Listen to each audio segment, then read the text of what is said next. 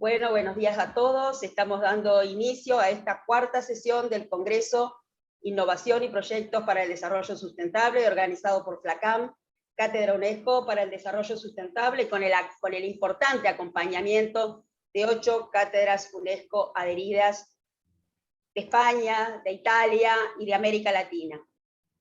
Vamos a esperar unos segundos, en este momento se están sumando todos los participantes, les damos muy especialmente la bienvenida, y aprovecho para fundamentalmente anunciarles a los espectadores que estamos en el formato de seminario web, por lo tanto ustedes van a ver a los panelistas. Lamentablemente en esta ocasión no los vamos a ver nosotros a ustedes, pero por supuesto tienen el espacio para poder expresarse, no solo a través del chat, sino a través del espacio de preguntas y respuestas creado al efecto y que pueden ver en el menú del Zoom debajo. Pedimos sí.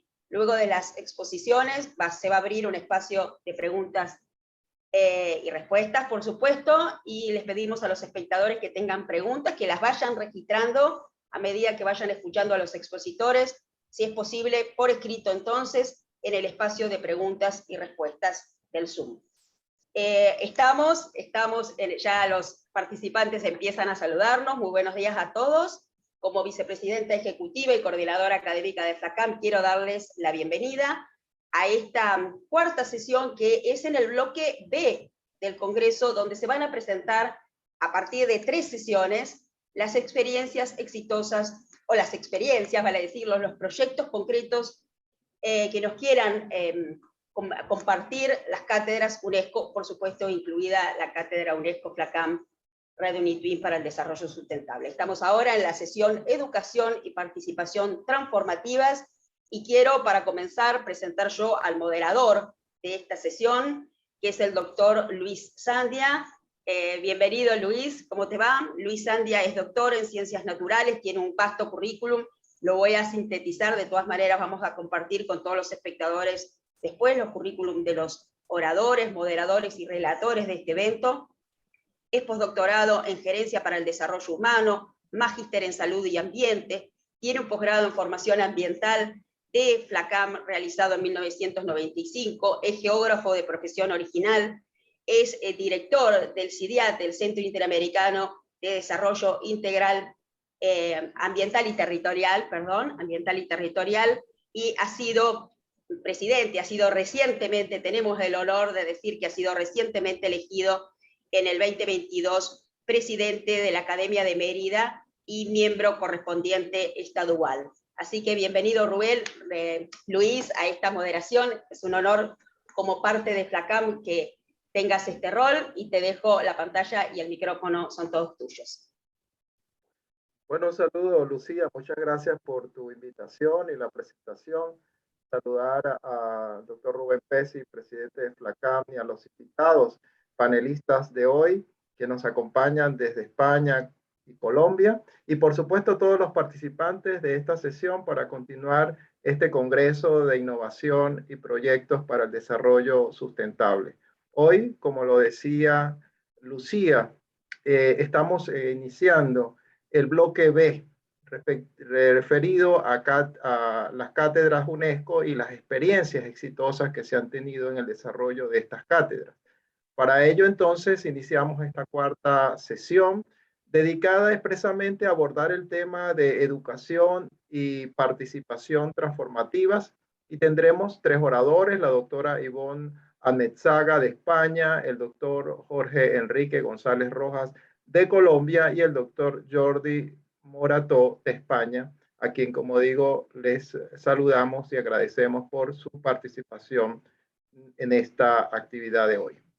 Quiero entonces dejar en el uso de la palabra a la doctora Ivonne Amezaga, haciéndole primeramente pues una presentación de su extenso currículum.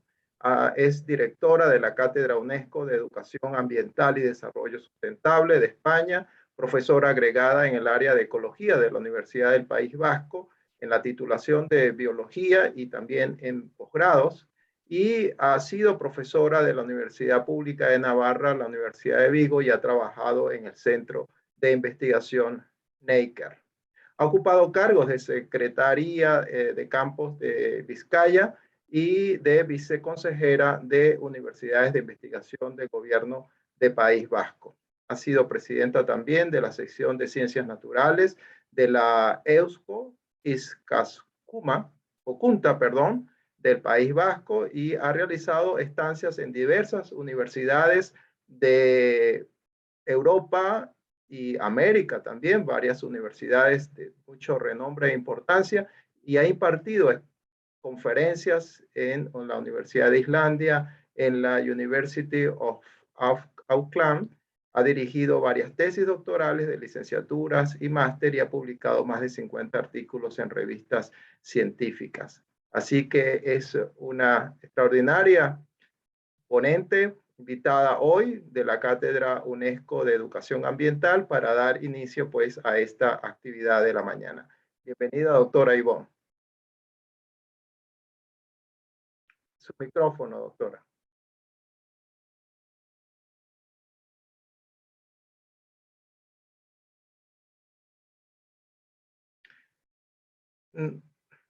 No le escuchamos todavía.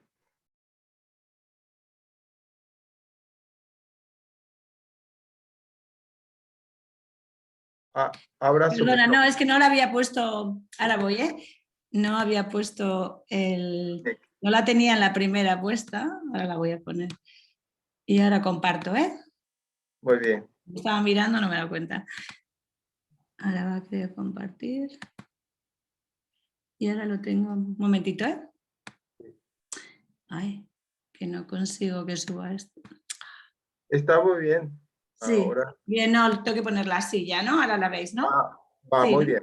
Perfecto. Bien. Bueno, pues nada, muchísimas gracias. Otra vez aquí, encantada. Simplemente decir que mi nombre es Ivonne y yo del País Vasco. Ya sé que para el resto, pero ya veréis que todo lo que voy a hablar es del País Vasco y como hablábamos ayer, la parte de cultura es muy importante y cada uno se identifica con su territorio y su cultura y yo, bueno, pues yo vasca, por mucho que aparezca en muchos lugares que no, pero bueno, soy vasca. Con la cultura tan antigua que tenemos, más que el resto de Europa, para bien o para mal. Bien, bueno, sin más. Nos pidieron que hiciéramos, que presentásemos un proyecto que había sido interesante. Es verdad que aquí va en educación, veréis que va todo con servicios de los ecosistemas, pero entendido para la gestión del territorio, pero para ello es muy importante también la educación o el transmitir la información que nosotros adquirimos para que mejore la gestión del territorio. Entonces el proyecto va en esa dirección, ¿no? Entonces es verdad, todos sabemos, ¿no?, que los humanos somos parte de este sistema y que muchas veces nos olvidamos que nuestras actuaciones tienen un efecto sobre ese bienestar que nos puede proveer la naturaleza y hoy en día siempre, si puedo, pongo esta, ¿no? Es la primera vez que la Tierra se vio desde el exterior y simplemente que nos acordemos que la biosfera son 20 kilómetros frente a los 6.000 o 7.000 de radio que tiene la Tierra y dentro de ella pues es verdad que con nuestras actuaciones bueno pues estamos pasándonos ya los límites de la misma, sobre todo en ciclo de nutrientes, pérdida de biodiversidad, de genética y también bueno pues aquí vemos toda la cantidad de agua, ¿no?, que hay en la corteza terrestre. Esta sería la parte que sería no salina y luego hay una bolita muy pequeñita aquí que es simplemente el agua que fluye por los ríos y los lagos, que es el que nosotros utilizamos y que ya sabemos hoy en día que cada vez es más el recurso más limitante y más importante que tenemos es el agua. Y también me gusta mucho que veamos, ¿no?, que de toda la superficie de la Tierra, bueno, pues solo ni un 20% es tierra, ¿no?, es terrestre y de ella, bueno, pues es verdad que un 71% es habitable, un 50% de ella la utilizamos los humanos y una parte muy importante de ella para alimentar al ganado del que nosotros nos vamos a alimentar, ¿no?, y que nos provee una cantidad muy pequeña de las proteínas. Quiero decir, para que no nos olvidemos, ¿no?, de la importancia que tiene esa gestión del territorio. Y lo que también me gusta, como ayer también comenté, es pues que nos ayudamos entre todos, ¿no?, como hacen las especies y las relaciones mutualísticas son las que llevan los ecosistemas, hacen que funcione esta biosfera y desde luego sin olvidarnos de las especies que todos formamos y que todas ellas son importantes, ¿no? Como dicen aquí estas cucarachas, si no estuviéramos nosotros que son los descomponedores, pues todo estaría lleno de residuos, ¿no? Entonces, dentro de esta, bueno, yo creo que de esta problemática, ¿no? Pues Naciones Unidas en el 2001, Kofi Annan empezó un programa, el de la evaluación de los ecosistemas, en el que sacaron en el 2005 un informe que era los ecosistemas y el bienestar de la humanidad, y basándonos en ello, bueno, en la que los objetivos principales es mejorar la calidad, bienestar, proteger, adaptarnos o ver cómo podemos adaptarnos, y por otro promover una visión más integral, ¿no? Ese era un poco el objetivo, ¿no? de todo ello, ¿no? Y basándonos a ver, ahora va a empezar como ayer, basándose en ello, en esas funciones que realizan los ecosistemas, que a través de ellos nosotros obtenemos unos beneficios que muchas veces no nos damos cuenta, y que es verdad que los más fáciles, aquí bueno, voy pasando rápido, los más fáciles de entender son los de abastecimiento, ¿no? Porque puede ser madera, recursos, ¿no? Luego están también la parte de los culturales, ¿no? Pues la educación, en el disfrute, la estética y demás. Pero luego están el grupo de los de regulación, que son los más importantes. Todos son importantes, pero los más importantes para su funcionamiento, y que muchas veces no nos damos cuenta, ¿no? Pues el que tengamos el control de pues de la temperatura, de la fertilidad del suelo, los polinizadores, que todos sabemos que son tan importantes, ¿no? Que todo ello lo que nos lleva es a ese bienestar humano, que en general se basa en esa seguridad, el que tengamos recursos, el que tengamos una buena salud, que hoy en día, bueno, pues está viendo que es lo que más está ayudando a los humanos en general a que nos demos cuenta de la importancia que tiene el medio ambiente que nos rodea. Bien, por lo tanto, con todas estas ideas, pues todos sabemos que al final necesitamos esos beneficios que nos da la sociedad y los ecosistemas, perdón, son lo que nosotros necesitamos para tener un paisaje resiliente, que es el que va a permitir en gran medida que, bueno, pues que los sistemas naturales, los ecosistemas puedan abastecernos de estos servicios, ¿no? Esas necesidades que nos dan para nuestro bienestar. Entonces, dentro de este marco es cuando, bueno, pues desde la cátedra nos estuvimos en contacto con la Diputación Foral de Vizcaya, y bueno, pues empezamos lo que sería una evaluación del milenio de los servicios, pero a nivel de Vizcaya. Bien, que eso empezó en el 2008. Es verdad que creo que ayer también comenté, fue muy importante para esto que el diputado de Medio Ambiente de la Diputación era un ecólogo, un profesor de la universidad que en ese momento estaba en política y sigue, bueno, en diferentes niveles, y que ayudó, ¿no? a empezar toda esta evaluación, en la que, pues como se puede ver, también estaban otras universidades, estaban ONGs como puede ser también UNESCO, ETxEA, y en la que se trabajó, como luego veremos, con diferentes agentes que tienen importancia en la gestión, en el funcionamiento, o que tienen un impacto, si queremos, en el medio ambiente, en el territorio. Y a la vez también, posteriormente, bueno, pues cuando hay cambios políticos y demás, bueno, pues este enfoque también entró también, si queremos, en el gobierno vasco, ¿no? Y entonces aquí ya pues empezamos ya a trabajar en un enfoque más tanto de local, más regional, ¿no? Con el objetivo principal era de que la gestión del territorio se pueda realizar basado sobre todo en información científica, pero que a la vez llegue no solo a la clase política, sino que a los técnicos y también a la sociedad en general. Se ha trabajado a tres escalas, empezando bueno, pues por Urdaibai, ¿no? La reserva de la biosfera, luego también a nivel de pues, Bilbao metropolitano, ahí tenéis la información, ¿no? del tamaño de las diferentes áreas, luego bueno, en Vizcaya, y luego a nivel ya de toda la comunidad autónoma. Y luego pues es verdad que para que bueno, pues tenga una credibilidad, y también, bueno, pues porque al fin y al cabo está financiado tanto por la Diputación como por el Gobierno vasco, bueno, pues siempre da una garantía también, ¿no? Que haya, bueno, pues personas internacionales como es Salvatore Arico de UNESCO, o Enrique Pereira de la Universidad de Lisboa, que eran como los que teníamos en el exterior, ¿no? Que nos ayudaban y miraban y veíamos, bueno, conversábamos con ellos para ver pues cómo avanzar. Con la idea, bueno, pues ya digo, de que llegue al final a una implementación. Se utilizaron diferentes metodologías, hemos utilizado diferentes metodologías, y ahora voy a dar un ejemplo, bueno, pues de cada uno de ellos.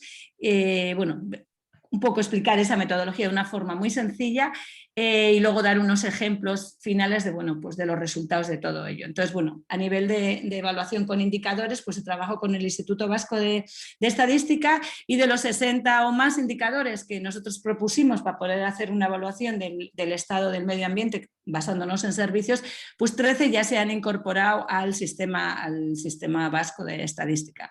Por otro lado también, bueno, pues utilizamos el hacer mapeo, ¿no? de los ecosistemas y de los servicios, ¿no? que proveían con el objeto, al final de ver, bueno, pues sobre todo estas zonas, como vemos aquí, ¿no? Zonas de múltiples servicios, porque es verdad que podemos medir cada uno de ellos con diferentes índices y demás, pero lo importante es la multifuncionalidad. Sobre todo el objetivo aquí iba en ver si estas zonas de múltiples servicios eran las zonas que en sí se estaban gestionando mejor y sobre todo estaban protegidas.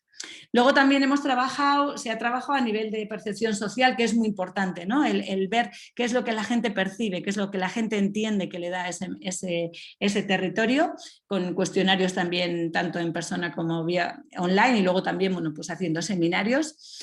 Luego también se han hecho escenarios, bueno, pues participativos, de ver hacia dónde queremos ir, ¿no? En este caso era en Vizcaya, ¿no? ¿Qué tipo de paisaje es el que queremos, ¿no? ¿Qué tipo de actuaciones queremos que ocurran en ese territorio? Que en base también, bueno, pues nos llevaban hacia qué teníamos que estudiar, qué agujeros había o falta de información, ¿no?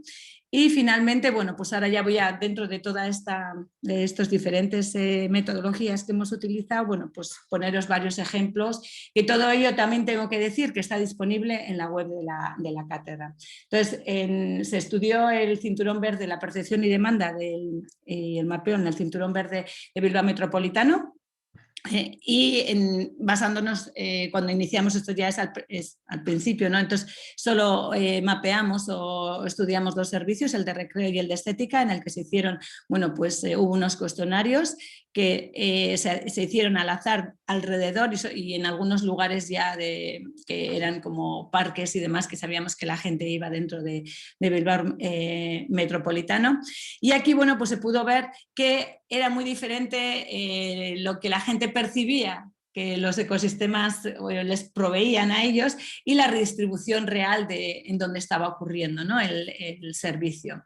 Luego también la percepción era muy importante, bueno, por la parte sociocultural, actitudes y tipo de ecosistema que se estaba evaluando. Quiero decir que no era lo mismo pues personas que igual eran deportistas o gente que le gustaba, bueno, pues que disfrutaba, que iba a disfrutar de la naturaleza, o simplemente, bueno, pues gente que iba de paseos y más, ¿no? Que le gustaba simplemente estar en el lugar. Y estaban todos, bueno, pues abogaban todos porque había que mejorar, ¿no? el paisaje y sobre todo, bueno, pues la parte de regulación, ¿no? de los servicios, que eran muy importantes y que veían que había que mejorar y que promocionar, en el sentido de que la ciudadanía tuviera, bueno, pues se diera cuenta de su importancia. Luego también fue muy importante la aplicación de la metodología de servicios de ecosistemas en la revisión del plan de uso y gestión de la Reserva de la Biosfera. Ya sabes, como comenté ayer, que esta cátedra está muy relacionada, o sea, está unida, como quien dice, a la Reserva de Urdaibai. Y ahí, sobre todo, bueno, pues se vieron a través de diferentes talleres y demás, se vieron que había diferentes lagunas. La gente que participaba pues quería ver qué conflictos había entre los diferentes servicios y sobre todo la problemática de la biodiversidad, porque aunque es una zona que está protegida, una superficie muy grande es privada y hay plantaciones y demás, se quería ver, ¿no?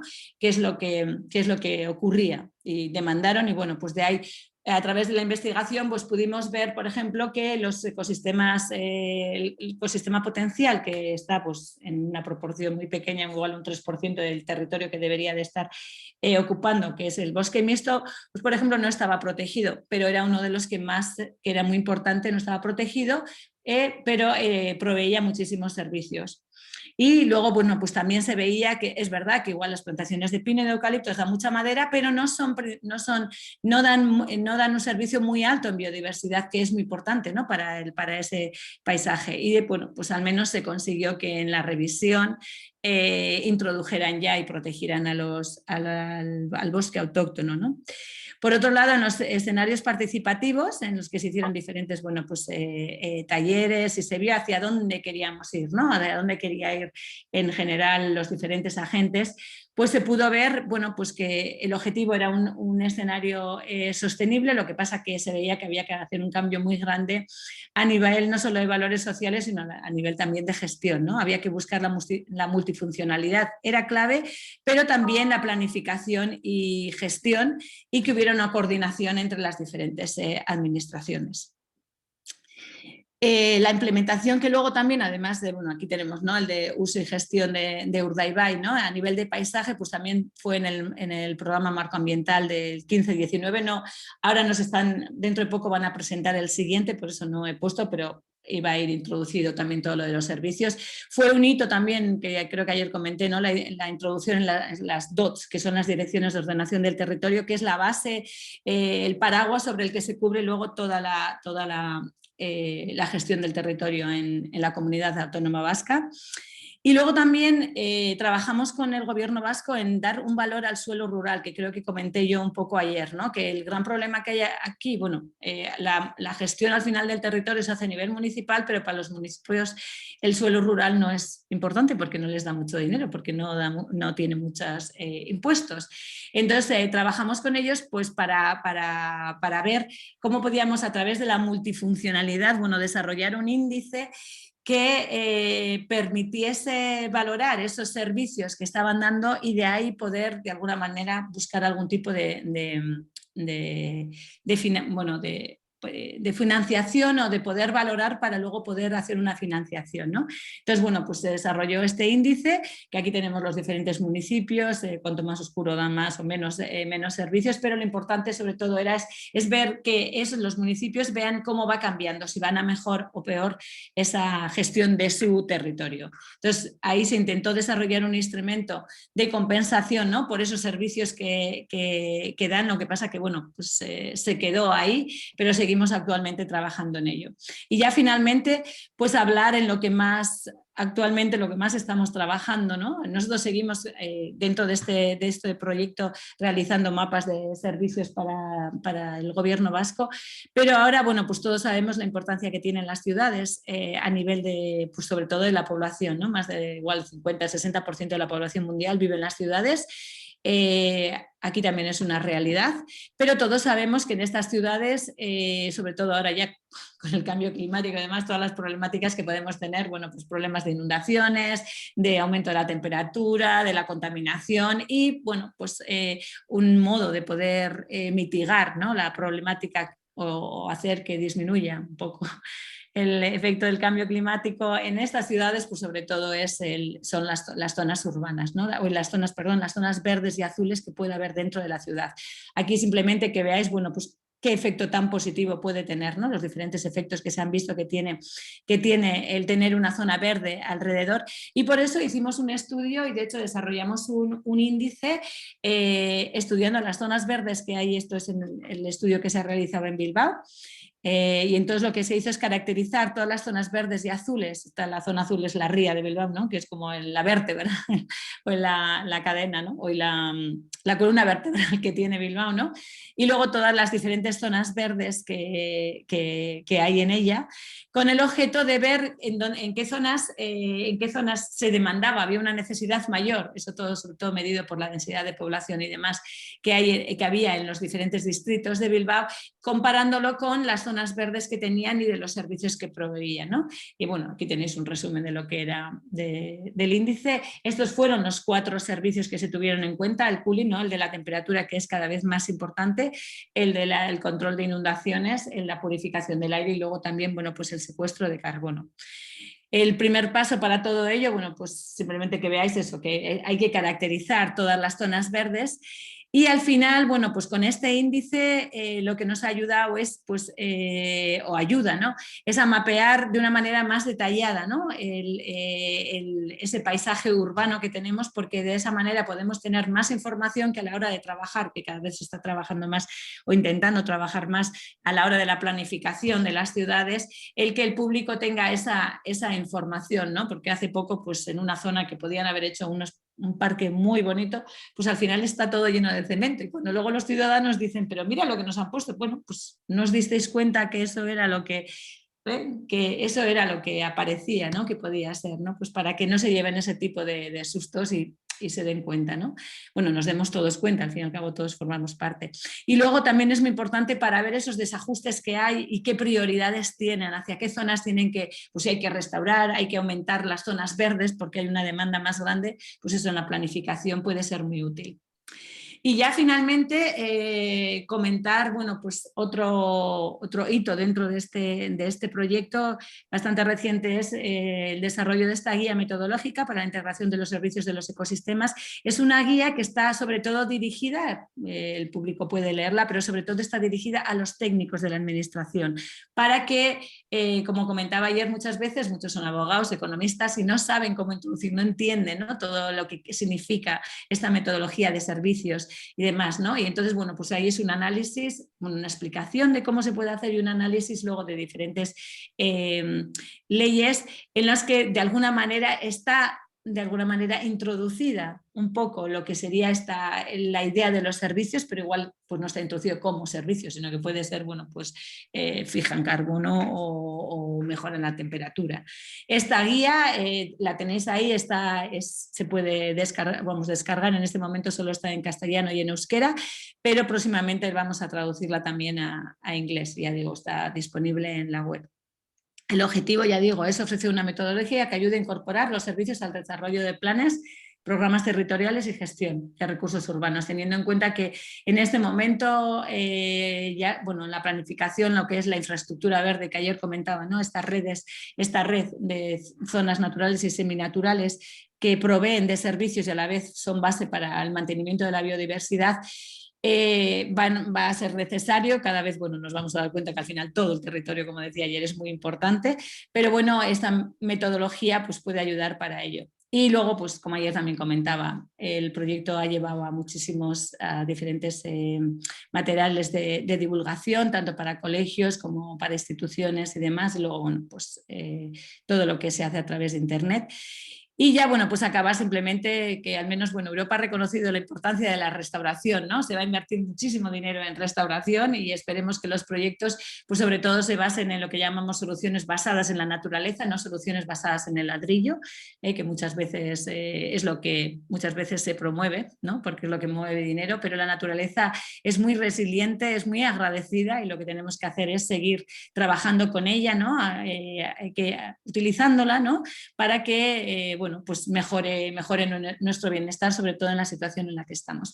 Y aquí, bueno, pues ver todas las personas que hemos participado, unos ahora ya no están, otros no están, pues Josu Madariaga es el que fue, bueno, pues el diputado, ¿no?, que nos ayudó y demás, y bueno, ya que está, miren, la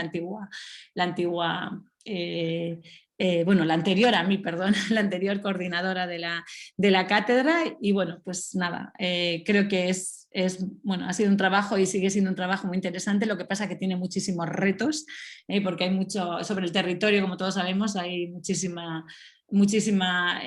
presión, pero yo creo que a través de la educación, ¿no?, de la educación o de trabajar en conjunto y sobre todo, ya digo, la metodología de servicios permite que todos los agentes que tienen un efecto sobre ese territorio puedan entender, ¿no?, y poder entre todos llegar a un escenario que sea de win-win, ¿no?, que todos ganemos, aunque todos tengamos que ceder algo, pero bueno, eso yo creo que es necesario. Pues nada, muchísimas gracias a todos y ahí en la web de la cátedra, bueno, pues todo el material, los diferentes proyectos que comenté ayer y toda la información en relación a este estará disponible. Muchas gracias. Muchísimas gracias. Muchas gracias, doctora Ivone, por esta presentación, de la cual pues dará seguramente mucho tema para más tarde continuar con algunas preguntas y respuestas de parte de los panelistas. Agradecido, doctora Ivone. Vamos entonces a continuar y bueno, recordándoles a los asistentes que pueden ir ya formulando preguntas que se van a responder, como digo, al final de las 3 presentaciones que tenemos previstas para hoy. Vamos entonces a continuar dándole la palabra al doctor Jorge Enrique González Rojas, de la Universidad Nacional de Colombia, quien nos acompaña para hacer su presentación a continuación. El doctor Enrique González Rojas es director de la Cátedra UNESCO de Diálogo Intercultural de la Universidad Nacional de Colombia, estudió psicología y sociología y realizó estudios de especialización en Francia con maestría en filosofía en Colombia. Es doctor en letras de la Universidad de París, Nanterre, y dirige el grupo de investigación, cultura y nación en el Centro de Estudios Sociales de la Facultad de Ciencias Humanas de la Universidad Nacional de Colombia en Bogotá, de la cual es director. Es coordinador de la Cátedra UNESCO de Interculturalidad por lo Universal Reconciliado y coordinador de la Cátedra de sede Jorge Eliezer Gaitán de Interculturalidad en la misma universidad, donde se desempeña como profesor de maestría y doctorado. Bienvenido, doctor Enrique González, Jorge Enrique González. Muchas gracias por su participación hoy. Buenos días para todas y para todos. Un gusto nuevamente estar en este interesante congreso. Y quiero compartir con ustedes una experiencia que se encuentra actualmente en curso después de 2 años de actividades en medio de la pandemia. Esta es una experiencia que estaba prevista para iniciar a inicios del 2020, justamente cuando nos asaltó esta pandemia o sindemia con las vastas repercusiones que ha tenido. No obstante, hemos intentado avanzar en medio del confinamiento que vivimos durante el 2020 y el 2021 y desarrollar el plan de trabajo que teníamos previsto desde la virtualidad. Se trata entonces del desarrollo de competencias interculturales en la formación universitaria, tomando como primera lugar de trabajo la misma comunidad universitaria de nuestra Universidad Nacional de Colombia, compuesta por 50.000 estudiantes y más de 3.000 profesores. En consecuencia, en el marco de lo que es la formación integral de profesionales en distintas áreas, como es el caso de nuestra universidad, que es multidisciplinaria, es decir, forma en múltiples disciplinas, estamos avanzando entonces en este desarrollo de competencias interculturales. De la misma manera, la experiencia se ha desarrollado con la red de estudios y experiencias interculturales de América Latina, con la formación de formadoras y formadores para 7 países de la región. En punto de partida, entonces, es la meta 4, perdón, el objetivo 4 y la meta 4.7 de la Agenda 2030, garantizar la educación inclusiva, equitativa y de calidad, y promover oportunidades de aprendizaje durante toda la vida para todos. En particular, la meta 4.7 hace referencia a la educación para el desarrollo sostenible y la adopción de estilos de vida sostenibles también. En particular, entonces, se trata de considerar a los profesionales que formamos en nuestra universidad como potenciales agentes de cambio, tanto en su actividad profesional como en su propia vida. Por cuanto aquí lo vemos, se trata de la adopción de estilos de vida sostenibles, ¿verdad? Al mismo tiempo, esta meta señala la importancia de la promoción de la cultura de paz, la no violencia, la ciudadanía mundial y la valoración de la diversidad cultural y la contribución de la cultura al desarrollo sostenible. Son justamente los puntos que enfatizamos en nuestra perspectiva de trabajo. Recordar brevemente entonces que el mandato de la Asamblea General de la ONU invita a que se desarrolle la agenda de una manera integral y va en contravía entonces de las interpretaciones sectoriales que segmentan entonces el componente integral de esta agenda con el propósito de ser más eficientes, según la perspectiva de algunas agencias estatales. Sin embargo, esta forma de ver los problemas nos deja muchos interrogantes. En particular, tenemos también cómo esta concepción tan desarticulada se ha intentado mostrar a través de la lógica de conjuntos, la intersección de conjuntos, que es una forma muy atractiva de presentarlo, ¿verdad? Desde el punto de vista de un diagrama, mostrando entonces que si logramos esa articulación equilibrada, vamos a tener ambientes soportables, viables, equitativos, y la conjunción de estos sería sostenible. Como digo, una lógica que desde el punto de vista gráfico es impecable y muy atractiva. Sin embargo, sabemos que desde el punto de vista de lo económico, por ejemplo, a la postre dominan los imperativos de la acumulación capitalista, y eso hace que este factor sirva de desbalance de todo este bello equilibrio de lógica de conjuntos. La perspectiva que desarrollamos en nuestro caso consiste en intentar articular los 17 objetivos a través de una centralidad que la ubicamos en el plano del diálogo de saberes, que es la forma como interpretamos, en este caso, el diálogo intercultural para el desarrollo sostenible, en la medida en que de la cultura nos interesa en particular las tradiciones y los saberes en cuanto a la relación de los seres humanos con su entorno. Encontramos que allí hay una clave indispensable para trabajar, ¿verdad? Y vemos cómo también en el sistema de Naciones Unidas, el programa Most UNESCO, se ubica justamente en ese plan, en esa perspectiva de trabajo en la que el desarrollo sustentable va de la mano del diálogo intercultural. Por otra parte, también recordar que cuando el objetivo, la meta 4.7 del objetivo 4 se refiere a los derechos humanos, hay que precisar que se trata no solamente de la Declaración Universal de estos en el 48, sino de la identificación de los derechos económicos, sociales y culturales, asimismo del protocolo adicional a la Convención Americana sobre Derechos Humanos, por ejemplo, para el caso de América. Y la manera como todos estos derechos se transforman en derechos fundamentales que son amparados en las legislaciones nacionales. Es el marco de trabajo en el cual estamos obligados a laborar.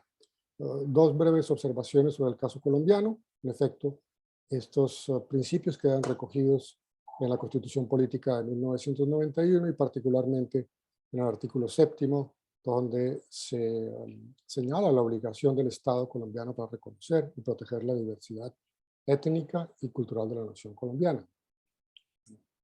Asimismo, quedan vinculados en la Ley General de Cultura, ¿no? Precisando en su numeral 1 del artículo 1, principios fundamentales, qué es la cultura, y en el numeral 9, a qué se refieren los derechos humanos, la convivencia y la solidaridad, en el marco de la interculturalidad y el pluralismo y la tolerancia. Bien, aquí ya abordamos entonces el problema central que tiene que ver entonces con las competencias de formación, ¿no? Entonces, en ese orden de ideas, identificamos en la teoría y en la práctica contemporánea el desarrollo de competencias humanas a través de los sistemas de educación, tres grandes componentes, ¿no? Probablemente muchos de ustedes conocen e incluso habrán trabajado. Las competencias de ontis o del ser, las competencias cognitivas o del saber, y las competencias pragmáticas o del hacer y convivir juntos. Entonces, nuestra propuesta consiste en ubicar en el trasfondo de los planes de formación, de los currícula y de las prácticas educativas, estos tres componentes para albergar el desarrollo de competencias interculturales. La perspectiva con la que asumimos y proponemos el desarrollo de competencias en la formación universitaria se inscribe en el marco del pensamiento complejo, porque vale decir de paso que el desarrollo de competencias puede tener diferentes interpretaciones, de hecho las tiene, en la educación universitaria o en cualquier otro marco educativo. También habría que señalar que la tendencia predominante es la que se denomina funcionalista. Entonces, el desarrollo de competencias con un propósito netamente instrumental para garantizar la empleabilidad de las egresadas y los egresados. En pocas palabras, ¿qué requiere el mercado laboral? La universidad se lo ofrece. Caso, por ejemplo, de una universidad líder del sistema educativo público, como es la Universidad Nacional de Colombia, sin desconocer las necesidades laborales de nuestros egresados y egresadas, al mismo tiempo de la necesaria relación de la universidad con el sector empresarial y gubernamental, la perspectiva de trabajo que nos anima entonces no es solamente la de calificar la mano de obra para las necesidades del mercado, sino también la de formar líderes y lideresas que de su campo puedan introducir transformaciones significativas en los territorios en los cuales trabaja. Vale decir que la nuestra como Universidad Nacional entonces tiene una vocación de trabajo a nivel de las diferentes regiones que componen la nación colombiana. Entonces aquí simplemente presentar en qué consiste lo que Edgar Morin ha considerado como habilidades del pensamiento complejo y en particular enfatizar en la dialógica, porque es justamente donde el desarrollo de competencias interculturales tiene mayor vigencia en la medida en que el desarrollo de estas competencias es justamente lo que habilita o prepara para el desarrollo del diálogo de saberes desde una perspectiva cultural. También recordar que esta concepción entonces del pensamiento complejo se ubica en lo que el mismo Morin denomina los saberes necesarios para la educación del futuro, y también enfatizar de estos el que se refiere a la enseñanza o enseñar el desarrollo de la comprensión, que es un requisito indispensable justamente para el diálogo. Es decir, la facultad de escuchar sin juzgar para comprender. Es justamente el propósito del dispositivo con el que trabajamos para el desarrollo de competencias interculturales, como lo vamos a ver a continuación. En el marco de nuestra universidad, entonces, señalar que nos encontramos aún en la fase final del plan estratégico institucional hacia el 2034, es decir, la planeación estratégica de mediano y largo plazo, y particularmente en la mesa 3 de educación inclusiva ha sido el caso de socializar este tipo de propuestas, ¿no? También señalar la importancia que le ha concedido la Unión de Universidades de América Latina, la UNIVAL,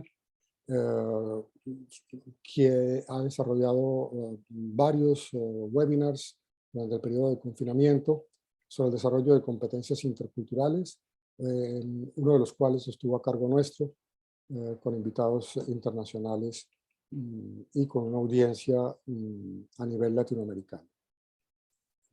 Al interior de la Universidad Nacional de Colombia hemos desarrollado la formación de formadores para el desarrollo de competencias interculturales desde una perspectiva de pensamiento complejo con el programa de grupos de estudio autónomo de la dirección académica de la sede de Bogotá. Vale decir que son varias las sedes de nuestra universidad, siendo la histórica la primera que se fundó hace 137 años y la más importante en volumen, la sede de la capital Bogotá.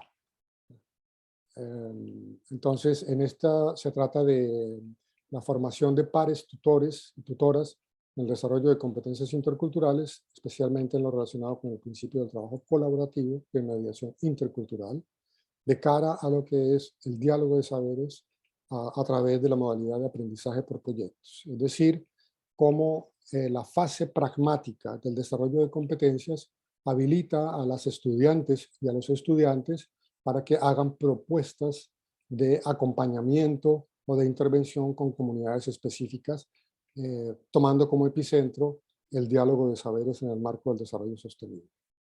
Es decir, la posibilidad de poner frente a frente una concepción unívoca y hegemónica del desarrollo ¿no? Aquel que enfatiza la explotación infinita de los recursos humanos, la degradación de los entornos, guiados por el principio de la acumulación de capital, frente a una concepción más compleja, más crítica incluso, de lo que significa el desarrollo en el marco de esta concepción de desarrollo sostenible que ha orientado la Agenda 2030 y de la cual efectivamente se trata de hacer interpretaciones, ajustes y correcciones en la medida en que se adaptan a contextos específicos. Entonces, para este propósito hemos desarrollado en la página web de la Cátedra UNESCO Diálogo Intercultural de la Universidad Nacional la infraestructura necesaria para desarrollar las experiencias del desarrollo de competencias interculturales a través de la modalidad denominada de círculos de narración. Hay que señalar que esta es una propuesta elaborada por la colega de la Duke University de los Estados Unidos, Darla Deardorff, a solicitud de la UNESCO, que dio lugar entonces a el Manual de Desarrollo de Competencias Interculturales, esta publicación acá en carátula verde, donde se encuentran, en este caso en lengua castellana, las precisiones que se requieren para poner en marcha este tipo de experiencias. La idea entonces con esto es contar con un dispositivo que permita la formación de formadores y formadores que multipliquen en sus entornos de acción, entornos laborales, entornos educativos, etcétera, el desarrollo de estas competencias. Entonces, los círculos de narración se encuentran aquí detallados, repito, en nuestra página web de libre acceso. Toda la información está disponible para descargarse, para explorarse, bien sea en línea o a través de consulta con nuestro equipo de trabajo. Entonces, en primer lugar, abordamos las competencias cognitivas, en la medida en que hemos logrado poner a disposición no solamente el contenido del Manual para el Desarrollo de Competencias Interculturales, Círculos de Narración, sino apoyarlo con 6 módulos temáticos en interculturalidad. Es decir, que aquí se encuentra una plataforma robusta en cuanto a elementos cognitivos para trabajar problemas específicos relacionados con el diálogo de culturas, particularmente en el énfasis que hemos señalado de diálogo de saberes. Entonces, en particular, el módulo 5 desarrolla la problemática del medio ambiente y diálogo de saberes, y 5 otros módulos en donde hay una información estructurada desde el punto de vista didáctico y con sugerencias para continuar con el autoaprendizaje. Entonces, con esto lo que buscamos es proveer a las usuarias y los usuarios interesados en el desarrollo de competencias interculturales de un bagaje conceptual y unas orientaciones en cuanto al estado de la cuestión en problemáticas específicas asociadas a el diálogo intercultural. Competencias cognitivas, entonces, competencias del saber. En el contenido de los módulos, entonces podemos encontrar, como ya mencionaba, una estructuración didáctica de autoaprendizaje en la que se encuentra un texto, orientaciones bibliográficas y documentales y recursos multimediáticos para desarrollar discusiones en grupo en torno a problemas que se pueden observar en videos y largometrajes alusivos a cada una de las problemáticas que abordan los módulos.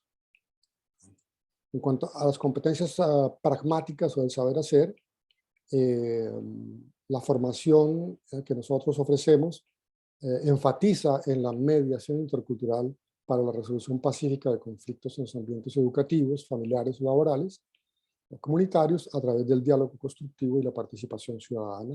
y fomentando el desarrollo de la cultura de paz y no violencia basada en el respeto de los derechos humanos. En grandes líneas, entonces, esta es la experiencia que queremos compartir con ustedes y estaremos atentos a avanzar sobre cualquier pregunta, interrogante o comentario que ustedes consideren pertinente. Por lo demás, entonces, invitarles también a que consulten el sitio web de la página nuestra, en donde pueden encontrar lo que tiene que ver con aula de autoaprendizaje, toda esta información y otras informaciones que encuentran relacionadas con proyectos de investigación o con actividades regulares que desarrollamos en nuestra Cátedra UNESCO de Diálogo Intercultural. Muchas gracias por su atención. Muchas gracias, doctor Jorge Enrique González, por su presentación, compartir las experiencias de la Cátedra de Interculturalidad. Tendremos, como hemos dicho, una sección al final para preguntas y respuestas. Recordarle a nuestros asistentes que pueden en la sección de preguntas y respuestas ir colocando allí sus cuestionamientos para los ponentes. Gracias, doctor González. Vamos a darle entonces la bienvenida al doctor Jordi Morató para continuar con esta ronda de presentaciones iniciales sugerentes para la discusión que haremos más tarde. El doctor Jordi Morató es director de la Cátedra UNESCO de Sostenibilidad de la Universidad Politécnica de Cataluña en España. Cuenta con más de 20 años de experiencia en investigación, educación y gestión de proyectos de desarrollo humano sostenible relacionados con los recursos agua, suelo, biodiversidad y la economía circular y el desarrollo comunitario participativo a escala local y regional, de los cuales en los últimos años también ha tenido experiencia a nivel internacional. Es doctor en microbiología de la Universidad Autónoma de Barcelona y coordinador de la Cátedra UNESCO de Sostenibilidad de la Universidad Politécnica de Cataluña desde 2008. Es uno de los miembros fundadores de la red Reciclar Ciudad, RECNET, y director ejecutivo del programa Resurbe de la misma RECNET. Director también de las oficinas UNESCO SOS. Ha participado en más de 80 programas de investigación y capacitación financiados a nivel internacional, aplicando su experiencia en el área del medio ambiente, incluyendo estancias de cursos, seminarios y talleres, y dirección de doctorados y de tesis y asesorías en países como Colombia, Brasil, México, Argentina, Chile, Perú, Cabo Verde, Senegal, Reino Unido y Estados Unidos, con un gran número de publicaciones en sus áreas de conocimiento. Es ampliamente conocido y, por supuesto, es miembro consejero titular del Consejo Directivo de FLACAM, representando a la Universidad Politécnica de Cataluña, Cátedra UNESCO de Sostenibilidad, en el nodo incorporado a FLACAM España. Muchísimas gracias. Bienvenido, doctor Jordi Morató, a su presentación. Muy bien, muchas gracias. Voy a compartir la pantalla. A ver.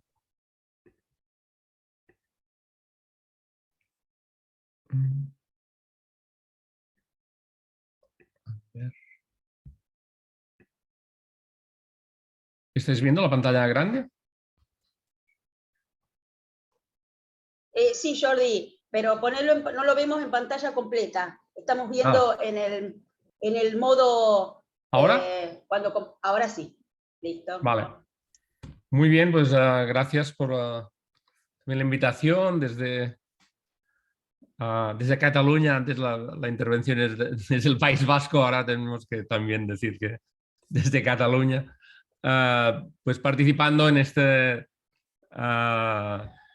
taller, ¿no? Yo quería hoy hablar un poco de los procesos de transformación participativa y especialmente de cómo podemos acelerar esta transición, ¿no? Me voy a centrar más en la segunda parte del taller, que habla, la idea de hablar también de participación transformativa. De hecho, nosotros cambiamos el logo justo poco antes de la pandemia, perdón, un poco el eslogan de nuestra cátedra para pasar a definirlo como acción para la transformación, ¿no?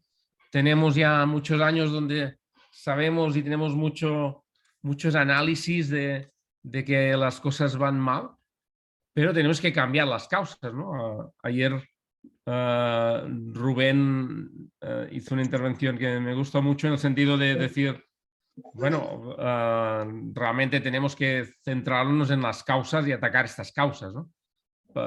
Por tanto, esta es la idea, cómo podemos realmente desarrollar procesos que sean realmente transformativos, y simplemente quería decir 2 o 3 cosas importantes que hemos aprendido básicamente en América Latina, ¿no? Ya sabemos, dijimos ayer también en la otra charla, que el actual sistema de producción y consumo crea mucho más daño que el valor que genera. Es decir, tenemos un impacto negativo por emisiones, por un daño socioecológico, por toda una serie de tóxicos, por los gases de efecto invernadero, que está generando un daño que es mucho más grande que el valor que estamos generando, ¿no? La agenda internacional tiene 3 grandes ejes que todos conocemos para intentar afianzar una transición a la resiliencia urbana, pero todo ello implica un cambio. Hasta ahora la humanidad ha tenido 5 grandes olas de desarrollo, y todas estas olas han sido producidas básicamente por tener acceso a recursos baratos. Es decir, tuvimos una segunda ola de desarrollo gracias a la máquina de vapor, la tercera gracias a la electricidad, los petroquímicos y la electrónica nos ayudaron en esta cuarta, y la quinta pues sobre todo gracias a las tecnologías digitales, ¿no? Si queremos entrar en una nueva ola de desarrollo, pues tenemos que pensar en otras maneras, otros procesos, porque obviamente no tenemos ya unas fuentes de recursos prácticamente gratis como hemos tenido hasta ahora, ¿no? Por tanto, frente al cambio, es evidente que tenemos que cambiar, es evidente que tenemos que descarbonizar nuestras sociedades, pero ello genera una resistencia. Siempre frente al cambio se genera un miedo, ¿no? Lo que decimos es que este cambio es una gran oportunidad. El ejemplo de Detroit es un gran ejemplo de cómo una ciudad tiene una crisis brutal, cómo pasan de 3 millones de habitantes a 700.000, y cómo Detroit, que era el centro de la industria automovilística de los Estados Unidos, pasa hoy en día a ser uno de los ejemplos de innovación en agroecología, porque parte de los ciudadanos que han quedado en Detroit, pues obviamente han tenido que buscar nuevas vías de subsistencia, y la agricultura urbana en este caso ha sido una de las principales, ¿no? Por tanto, las crisis en este caso se tendrían que aprovechar como una gran oportunidad para buscar soluciones nuevas que nos permitan repensar muchas de las cosas que hemos estado desarrollando, ¿no? Ayer hablamos un poco de la agenda europea que añade la agenda mundial, sobre todo 2 grandes líneas más, el tema de la economía circular y el tema de las soluciones basadas en la naturaleza, cómo la economía circular se establece como una economía regenerativa por diseño. Por tanto, tenemos que cambiar toda nuestra industria, todos nuestros procesos urbanos, pensando en que debemos terminar de regenerar los sistemas naturales que hemos dañado y que tenemos impactados, y todo ello se está desarrollando con una gran inversión, desde Europa, con una gran paquete de desarrollos normativos, y con una inversión especialmente en 4 grandes sectores, que son las tecnologías limpias y renovables, la eficiencia energética de edificios, el transporte sostenible y todos los temas digitales, ¿no? Pero todo ello lo debemos aplicar a nuestras ciudades y nuestros territorios. Debemos ver cómo hacer más resilientes nuestros sistemas socioecológicos, pensando en circular, en esta economía circular, y pensando también en estas soluciones basadas en la naturaleza, ¿no? La definición de resiliencia, he tomado la del Urban Resilience Hub del programa de Naciones Unidas de ONU Habitat, dice que la resiliencia urbana es la capacidad medible de cualquier sistema urbano con sus habitantes de mantener la continuidad a través de choques y tensiones, a la vez que se adapta y se transforma positivamente hacia la sostenibilidad, ¿no? Por tanto, se transforma, es decir, que debemos transformar nuestros sistemas urbanos, nuestros territorios, porque tenemos frente a nosotros una serie de shocks realmente importantes, ¿no? ¿Y cuáles son las herramientas que tenemos para aplicar las transformaciones? Bien, hay gente que dice que debemos hacer cambios incrementales, paulatinos, pero hay otra gente que dice que en realidad estos cambios incrementales no son suficientes y que debemos también buscar cambios radicales en algunos puntos, ¿no? Hay un estudio muy interesante de Wolfram que habla de la capacidad urbana transformativa y él identifica toda una serie de factores que ayudan a la transformación, que tienen en cuenta los diferentes niveles de escala a los cuales, ¿no?, tenemos que afrontar desde nuestro territorio, desde la escala barrio, escala edificio, escala territorio, región, hasta todos los niveles de los diferentes actores, ¿no? Un tema importante son lo que llaman las comunidades de prácticas, o lo que podemos llamar también los pilotos demostrativos o clústeres que están desarrollando experiencias transformativas, ¿no? Pero obviamente aquí la parte de innovación es importantísima y es absolutamente necesaria, ¿no? Pero hay también lo que llama Wolfram la exnovación, que es toda una serie de barreras que van en contra del cambio. Nosotros tenemos que, si queremos acelerar la transición, ver cuáles son las barreras que nos impiden el cambio y encontrar facilitadores que ayuden a romper estas barreras, ¿no? Por tanto, este es un tema importante, analizar las barreras y los facilitadores en cualquier proceso que queramos aplicar transformación, ¿no? ¿Cómo realmente terminamos aplicando la transformación? Nosotros aprendimos, sobre todo con gente, urbanistas en Medellín, del urbanismo social, todas las acciones transformativas con intervenciones pequeñas basadas en comunidades, ¿no? Nosotros trabajamos con la alcaldía de Medellín y la área metropolitana en el desarrollo de todo un proceso de transformación participativo para conseguir el cambio en Moravia, y allí tuvimos unas lecciones muy interesantes de cómo desarrollar un proyecto participativo, inclusivo, que consiga involucrar a la población, a la comunidad en cualquier proyecto, ¿no? Conseguir la involucración implica todos unos pasos previos, como tenemos aquí. Obviamente se tiene que concertar con la población si queremos que se involucre, pero previamente debemos consultar, previamente debemos informar. Por tanto, es un proceso más largo. Estos procesos participativos son procesos con seguridad más largos, pero con seguridad también más sostenibles.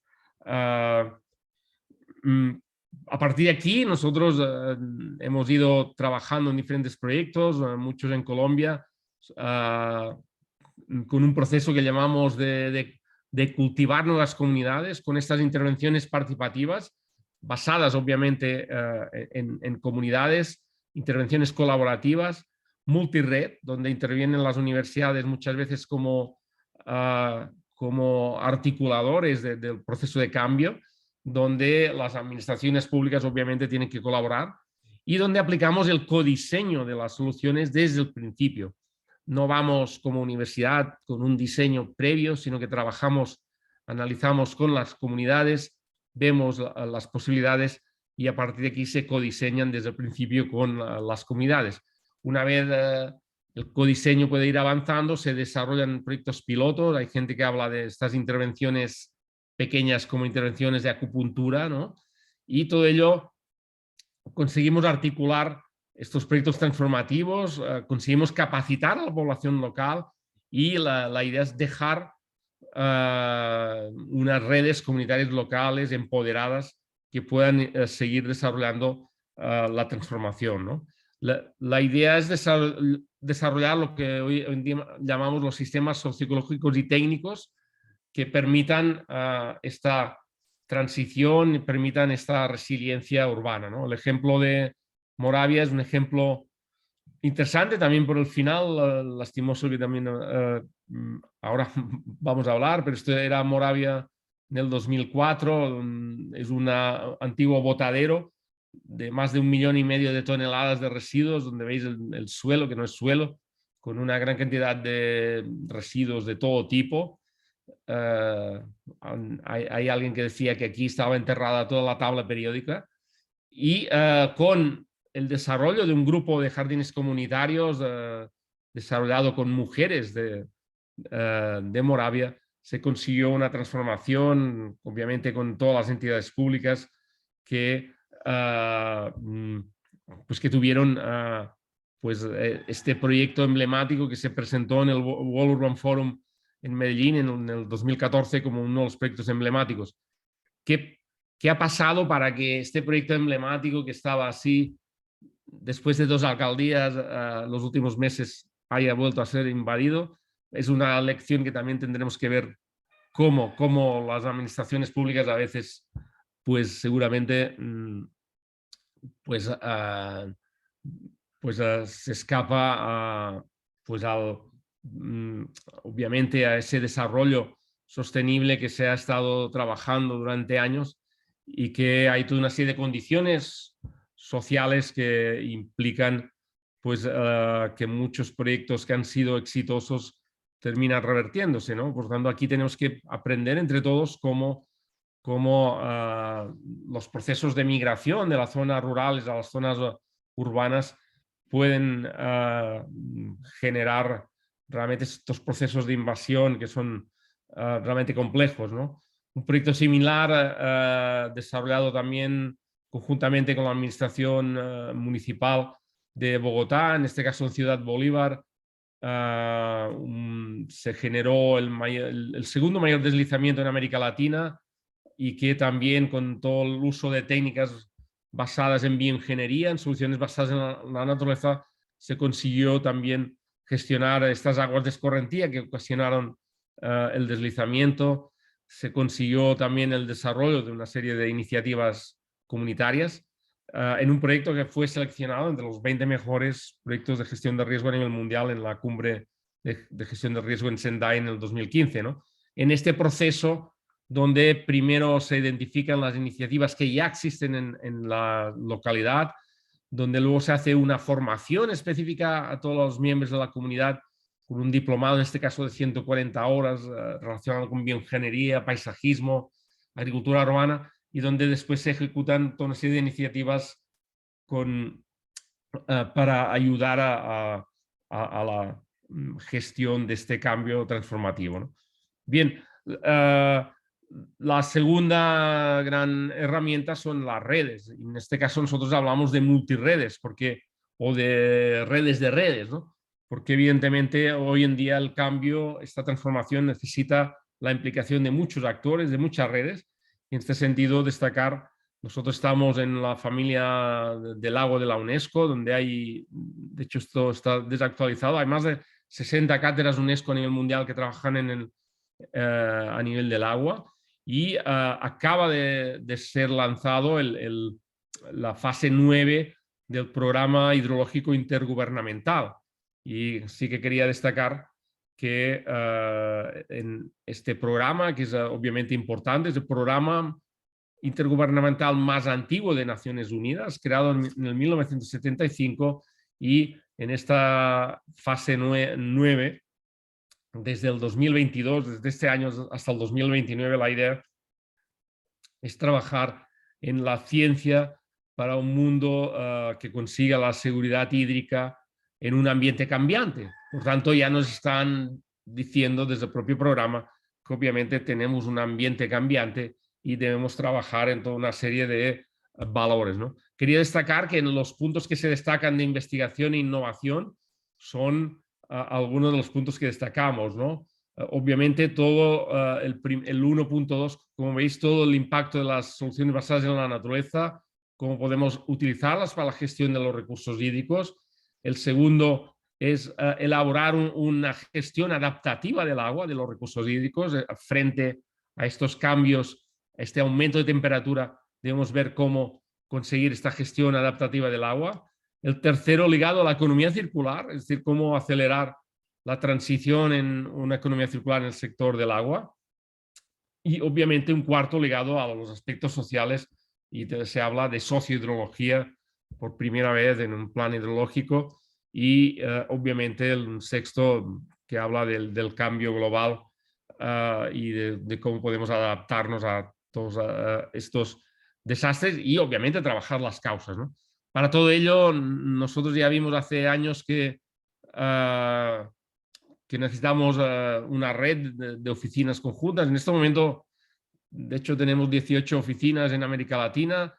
Además, creamos también en el 2014 una red, la red Reciclar Ciudad, para sobre todo facilitar la transmisión y la transferencia de casos. Y en este sentido salió ya hace 2 años, y este año van a salir 2 volúmenes más de esta colección de prácticas para la transformación de la serie Resilient Cities de Springer. Y también estamos en toda una serie de redes como esta red de redes que se llama Natura, que es una red para las soluciones basadas en la naturaleza para la resiliencia urbana en el antropoceno. Una red que hoy en día tiene más de 30 redes de todo el planeta, ¿no? Termino diciendo que evidentemente hay muchos problemas que compartimos en todo el mundo, en Europa, en América Latina. Obviamente hay un contexto particular en cada lugar, pero es muy interesante saber las prácticas de cambio, de transformación que están desarrollando en todo el mundo, ¿no? Y en este sentido decimos que debemos adoptar prácticas transformativas, obviamente adaptadas a cada contexto, pero es muy importante compartir las soluciones exitosas. También es muy importante ver las experiencias que han fallado para ver cuáles han sido las barreras. Y en este sentido, las redes internacionales y transdisciplinarias, como lo es la red FLACAM UNIDWIN, son herramientas fundamentales para poder acelerar esta transformación, ¿no? Por tanto, muchas gracias, y cualquier pregunta la pueden también, aparte del chat, también tengo aquí mi mail, ¿no? Gracias por... Muchas gracias, doctor Jordi, por su presentación, que yo creo que engloba gran parte de toda la temática que hemos ido abordando a lo largo de esta sección. Y vamos entonces a abrir de ahora en adelante la oportunidad para que podamos interactuar entre los ponentes y los asistentes, no sin antes presentar también a la socióloga Dora Luz Delgado, quien nos acompaña en esta sección de hoy como relatora. La doctora Dora Luz Delgado es socióloga de la Universidad de Antioquia, con maestría en desarrollo sustentable de la Universidad Nacional de Medellín. De la Universidad de Medellín. Entonces, bueno, bienvenida, doctora Dora Luz. ¿Cómo está? Es egresada de FLACAM también en la especialización y la maestría de desarrollo sustentable, y es experta en temas de planeamiento urbano de esa universidad, docente universitaria también. Bienvenida, Dora Luz, a esta sección donde nos acompañas como relatora. Buenos días, muchísimas gracias por la invitación. Estoy aquí atenta a escuchar y a nutrir de alguna manera nuestros procesos de formación y nuestras experiencias desde las distintas instituciones donde cada uno nos movemos y desde los territorios incluso que articulados pues a nuestras dinámicas nos permiten procesos de transformación. Me llena como de mucha alegría poder hacer parte de este espacio de formación. Muchas gracias. Muchas gracias, Nora. Bienvenida. Bien, entonces quizás comenzamos con algunas preguntas que ya estaban formuladas en la sección de preguntas y respuestas. Unas de ellas dirigidas a la doctora Ivone. Por ejemplo, José Endo nos saluda y pregunta, doctora, ¿cuán importante ha sido el contar con aliados que comprenden y se comprometen con los objetivos del proyecto en una posición decisiva? Y entre paréntesis pone, en este caso, un ecólogo. Creo que fue primordial y es primordial. Es muy importante que las personas que están ahí, bueno, que al menos tengan una sensibilidad o entiendan la problemática. Entonces a nosotros nos ayudó mucho eso para el principio porque él estaba en la Diputación y luego, bueno, ya sabes, luego, bueno, pues su partido político, que es el principal en el País Vasco, bueno, también pasó luego al gobierno. Y bueno, pues todo eso ayudó, pero luego también es verdad que en la Diputación, aunque este profesor se fue, se ha mantenido en el Departamento de Sostenibilidad un biólogo también, que estudió en la universidad también, y ese es el que poquito a poco también está pues manteniendo que tengamos esa financiación para poder seguir trabajando, porque nosotros, por ejemplo, con la Diputación hemos desarrollado un sistema de compensación, pues por ejemplo, en el caso de las carreteras, ¿no? En Vizcaya hay que entender un poco, ¿no? El gobierno vasco controla trenes, por eso tenemos el tren de alta velocidad y por otro lado tenemos muchas carreteras en Vizcaya. ¿Por qué? Pues porque lo controla, ya sabes, es movimiento de presupuestos. Y entonces, bueno, pues hemos conseguido desarrollar un sistema de compensaciones por pérdida de servicios ecosistémicos que en este momento, bueno, pues ya lo están medio utilizando en la parte de carreteras, ¿no? De la Diputación. Pero eso en parte es verdad, y lo inició el diputado, pero luego también este técnico que esté ahí es muy importante. Bueno, yo creo que es decisivo, aunque a veces también es verdad aunque los técnicos no lo sepan, el hecho de también eso, tener a alguien, ¿no? A nivel político que te deje entrar, pues en su día ha permitido, por ejemplo, que lo que antes he comentado de las direcciones de ordenación del territorio, que en la directiva que entrase la idea, la parte de servicios y demás, para eso fue muy importante el poder hablar con los técnicos, porque inicialmente cuando la primera reunión con todos ellos fue horrible, porque nos miraban y nos decían, va, esa es otra capa, otra no sé qué. Y hoy en día son unos aférrimos de la idea y por eso, bueno, pues está introducido en la directiva y eso, en las directrices de ordenación del territorio. Y en este momento, bueno, se está pasando a los planes ya más regionales, pues por ejemplo al plan de Bilbao Metropolitano, ya para poder unirlo, y luego ya tiene que entrar también en los ayuntamientos, ¿no? Que también es verdad que viene de Europa, pero bueno, pues ya están familiarizados y claro, la guía, por ejemplo, pues es muy interesante para ellos, ¿no? Y en general es una buena, bueno, pues una herramienta para que ellos puedan entender. Y luego también es verdad que lo que ha ayudado es que lo que ha comentado también, creo que ha sido Jordi, ¿no? Las comunidades prácticas. Nosotros somos una comunidad práctica que ayer se comenté, pero hoy no he dicho, ahí ha surgido, bueno, tenemos como en algunos momentos más y otras veces más difícil, pero un grupo en el que nos juntamos sobre todo con los técnicos de la administración, ¿no? Y en el que trabajamos conjuntamente, como ya he dicho, con Xavi, que es de la Diputación, y también otros del Gobierno vasco, y que nos dicen cuál es la problemática, cómo les podemos ayudar, les podemos explicar también, bueno, pues a través de la investigación, ¿no? Cómo podemos solucionar esos problemas. Y yo creo que eso es lo que está ayudando en parte, ¿no? A que bueno, pues estemos obteniendo resultados, aunque también es verdad que aunque, por ejemplo, en las directrices de ordenación del territorio está introducido la infraestructura verde, pero a la hora de introducirlo, lo que no han hecho, que normalmente sí se hace, es a la hora de tú al determinar estas zonas van a ser infraestructura verde, ¿no? Que sobre todo está basado en zonas de conservación y corredores ecológicos y demás. Lo que no se ha determinado, que es lo que nosotros ahora estamos pidiendo, es que hay que especificar qué usos, ¿no? Qué gestión se va a realizar en esos lugares. Porque si no, pues seguimos igual. En ese momento en la infraestructura verde hay muchísimas plantaciones, pero la plantación no se entiende como una zona seminatural que provee de biodiversidad y servicios, porque tiene que ir con ello la multifuncionalidad, ¿no? Pero bueno, es muy importante, pero tampoco es determinante. Lo importante es tener la oportunidad, yo creo también, ¿no? Y a veces, pues es verdad que te lo dan, bueno, pues que haya personas sensibilizadas con ello.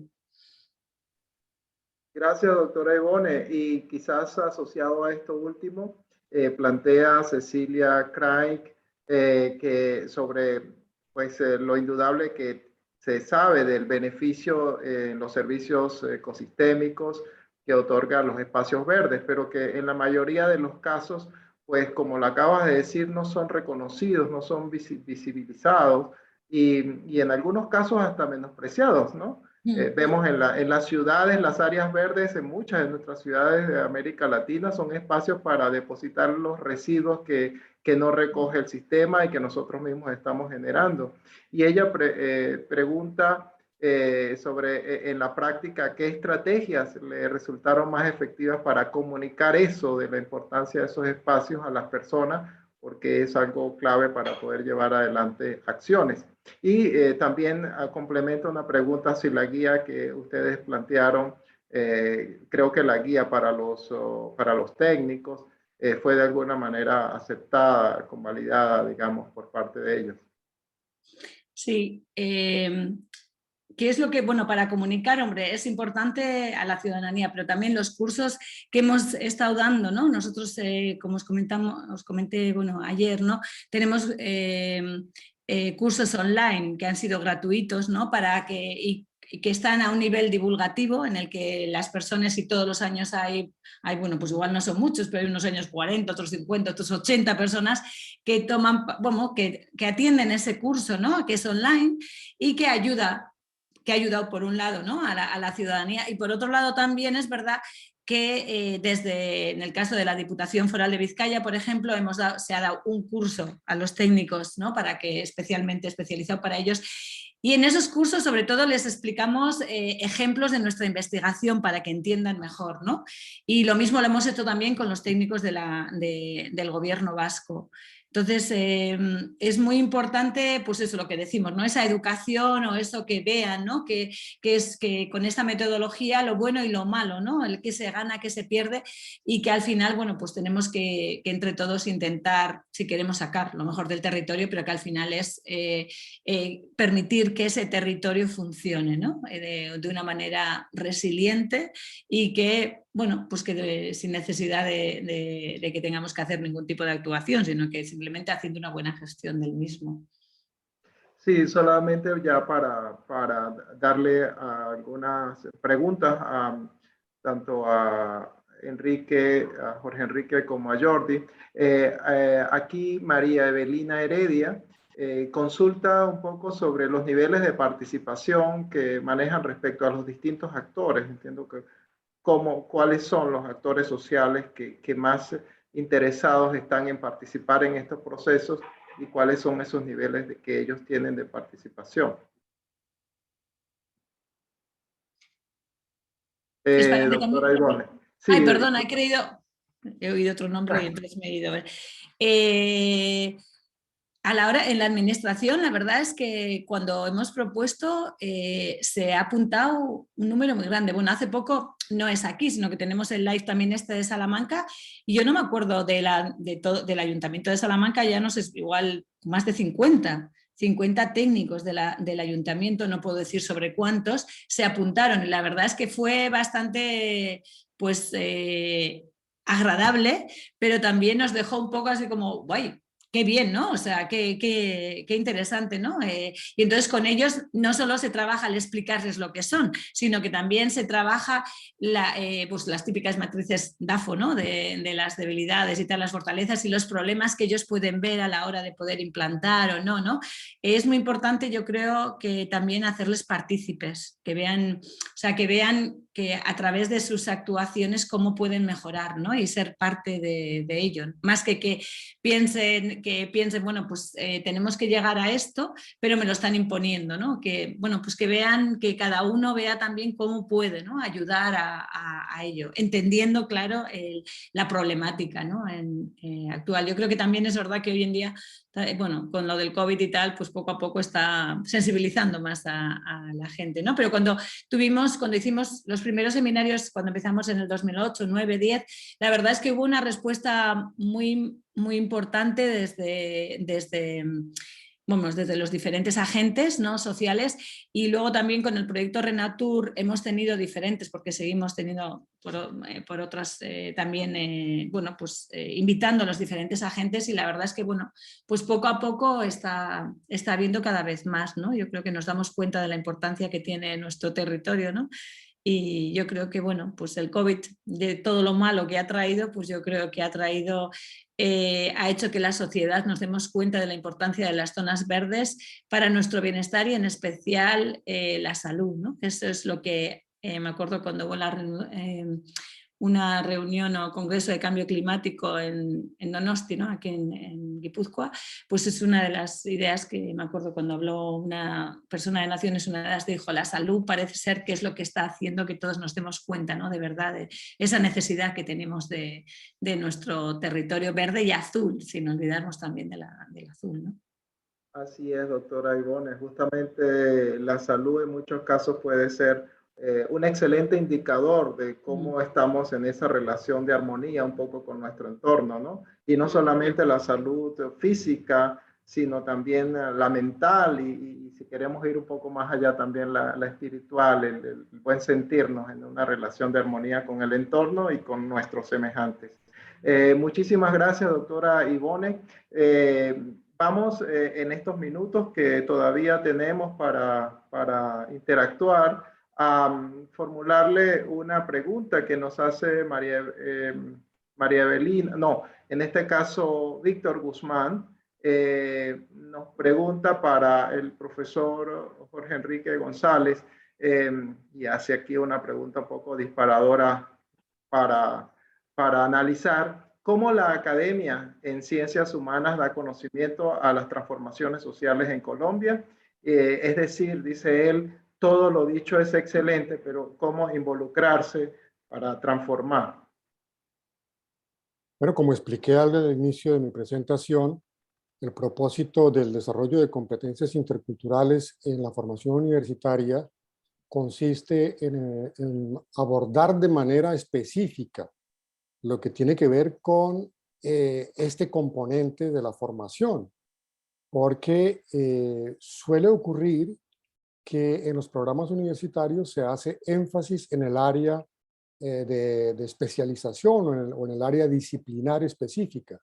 Así, por ejemplo, en la Facultad de Ingeniería de nuestra universidad es de una envergadura tal y de una trayectoria que lleva hacia la especialización.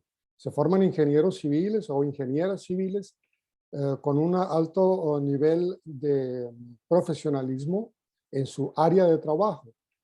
Sin embargo, los componentes, por ejemplo, que tienen que ver con la dimensión ambiental o el desarrollo sostenible, para mencionar solamente dos que nos convocan en este congreso, no necesariamente tienen la misma importancia.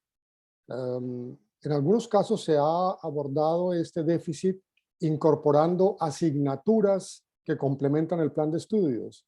Y sin embargo, esta estrategia que sirve de paliativo y que aparentemente nivela o cumple con un déficit del programa de formación universitario, no necesariamente, como se ha logrado en evaluaciones hechas al respecto, resultar una solución satisfactoria, porque se convierte en un currículum agregado en el que, por ejemplo, esta sensibilización hacia la sostenibilidad y hacia el equilibrio ambiental aparece como una asignatura marginal.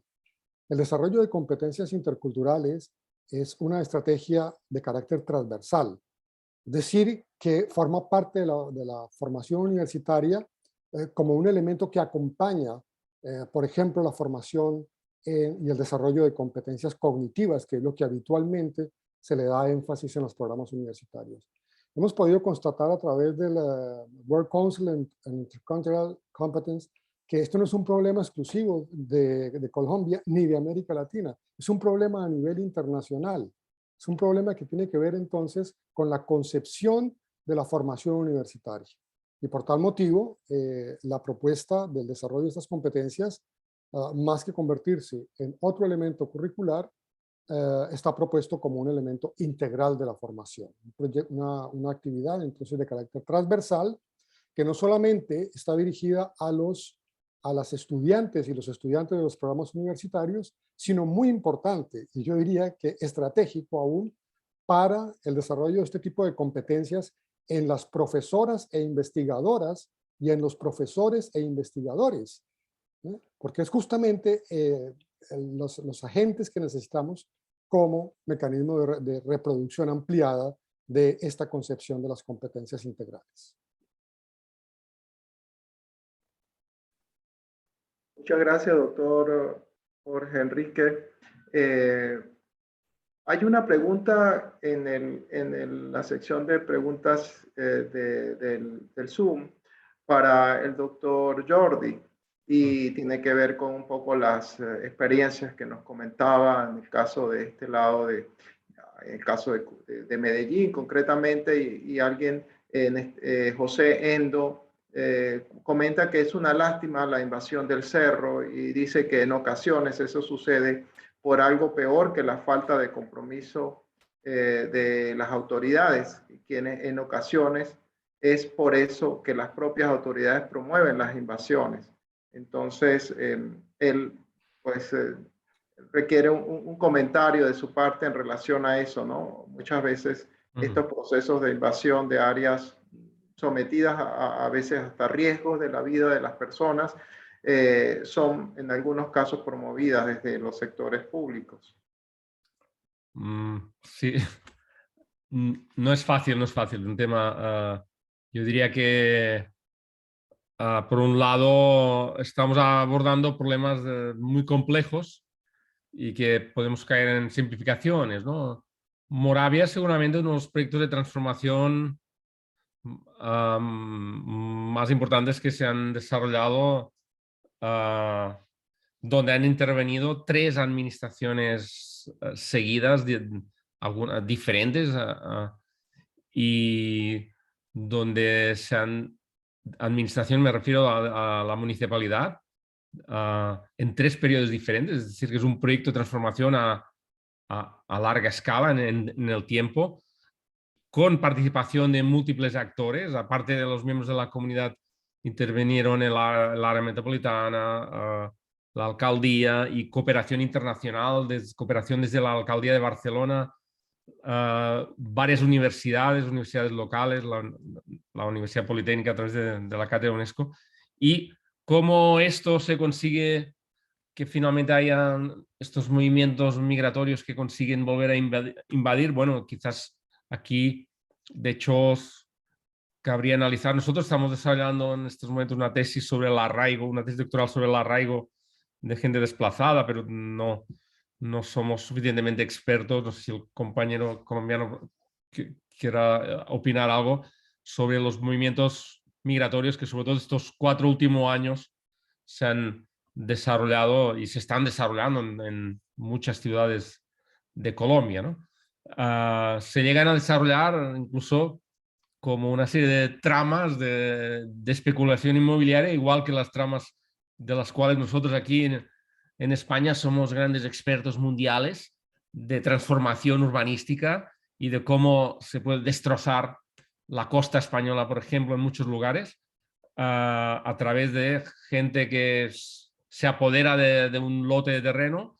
Esta gente la revende a un constructor y este constructor lo vende a alguien que ocupa el territorio, ¿no? Esto, las mismas cadenas inmobiliarias a gran escala en zonas de costa española se reproducen en un lugar como Moravia. Es una cosa increíble que podemos decir que, por tanto, hay como unas tramas que sin duda podemos calificar de mafiosas, donde intervienen en un territorio sin control. El problema es cómo se ha llegado a no control, ¿no?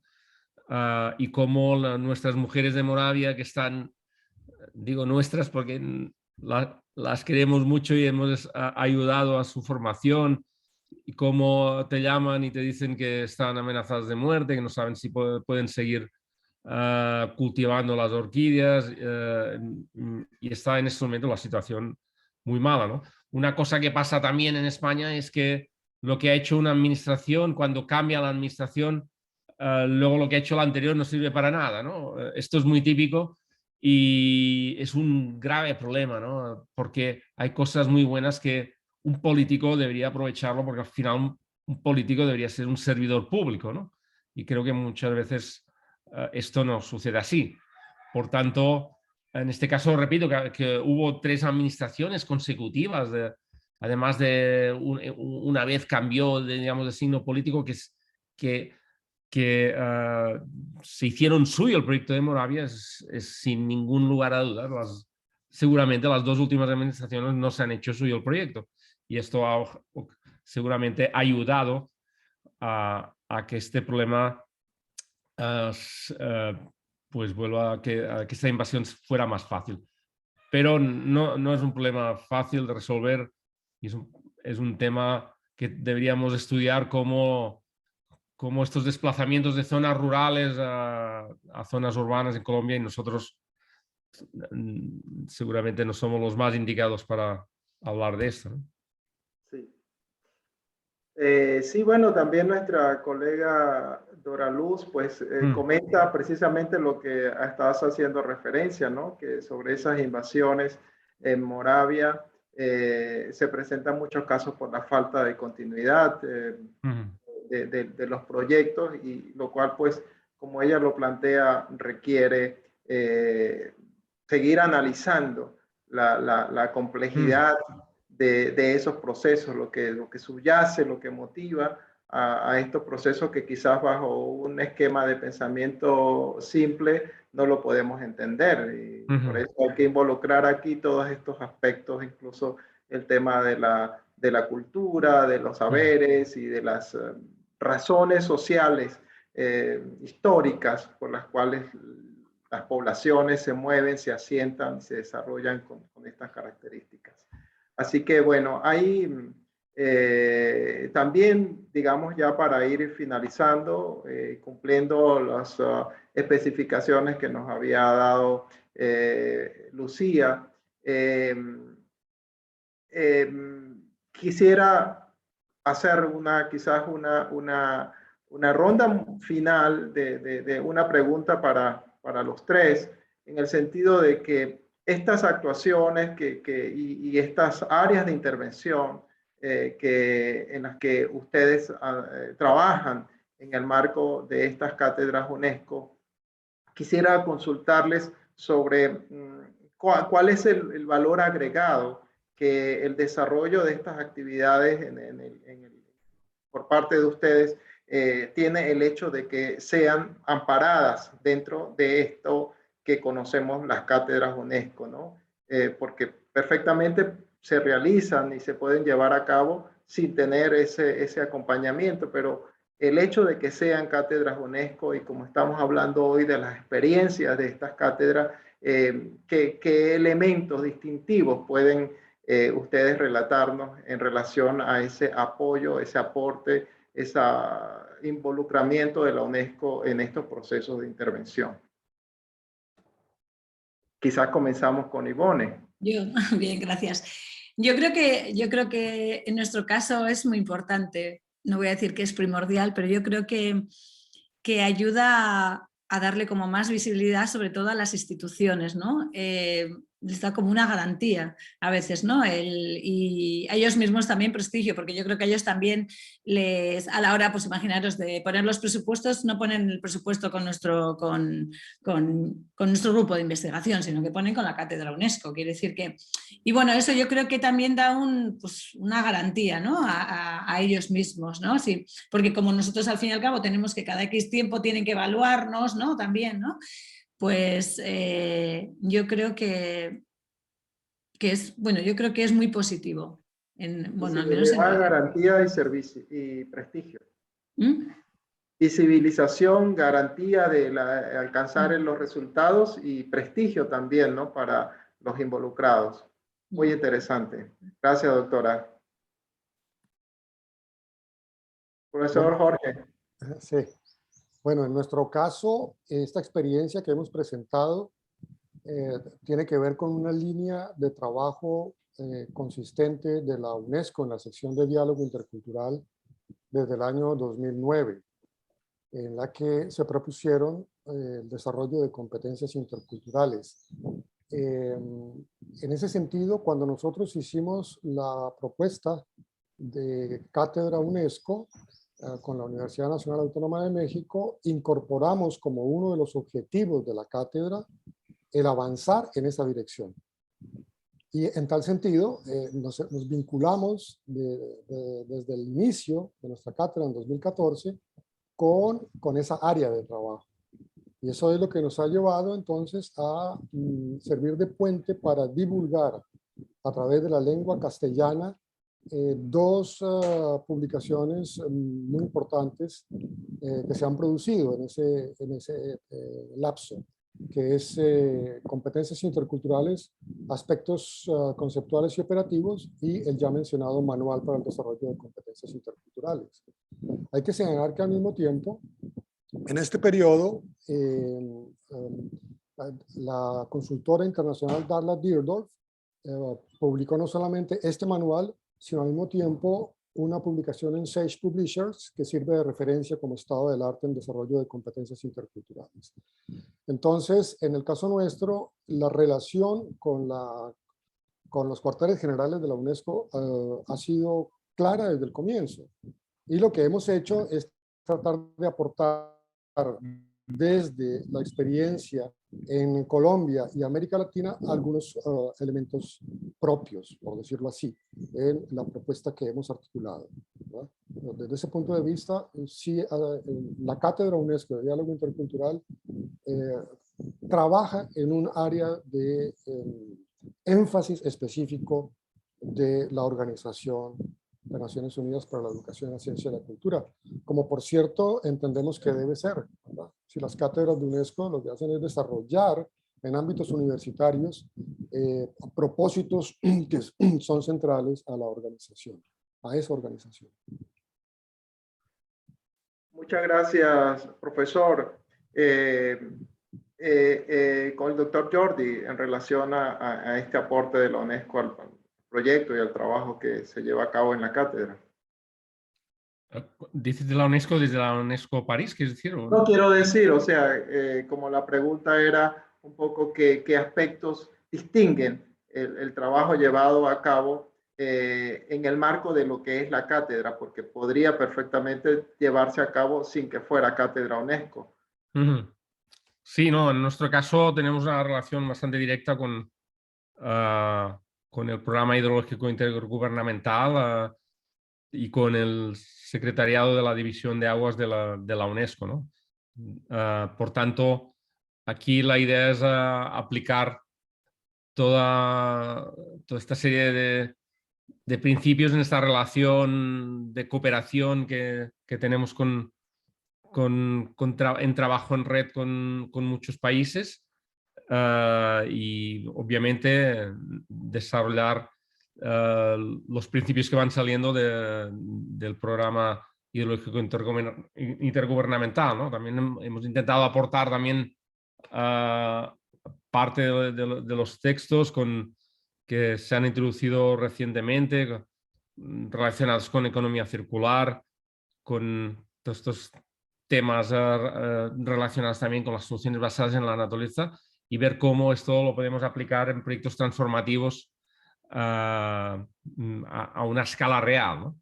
Seguramente el hecho de poder trabajar desde una cátedra UNESCO te permite ser un articulador también de proyectos y a veces ser un intermediario incluso entre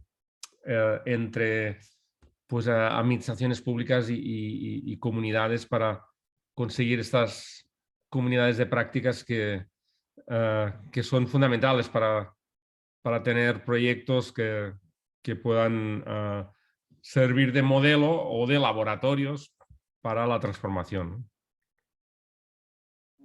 Perfecto, sí, yo creo que este último punto es sumamente interesante y es precisamente lo que ha hecho FLACAM en estos 3 décadas últimas, el trabajo en red, ¿no? La posibilidad de compartir experiencias, de aprender, de herramientas, de incentivar el reconocimiento de distintas formas de ver, de entender y de explicar realidades y cómo al final darnos cuenta que en el fondo tenemos problemas comunes que entre todos nos acompañamos para ver opciones hacia su solución. Yo creo que estamos ya en el límite de tiempo. Hemos sido muy juiciosos en esa idea y les agradezco en este sentido a los profesores invitados con sus ponencias y por supuesto agradecido por las distintas preguntas que han enriquecido el análisis posterior a las ponencias.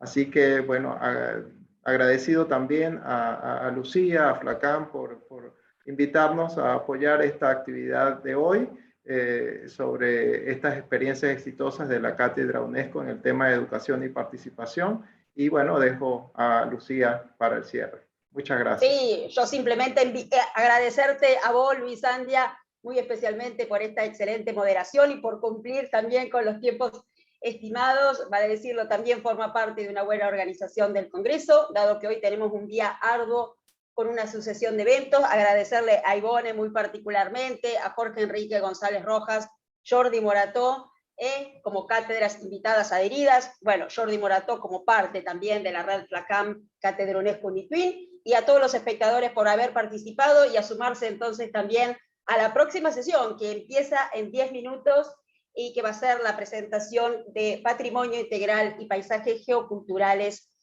Así que muy especialmente todos invitados a seguir acompañándonos en este congreso, Innovación y Proyectos para el Desarrollo Sustentable. Gracias a todos.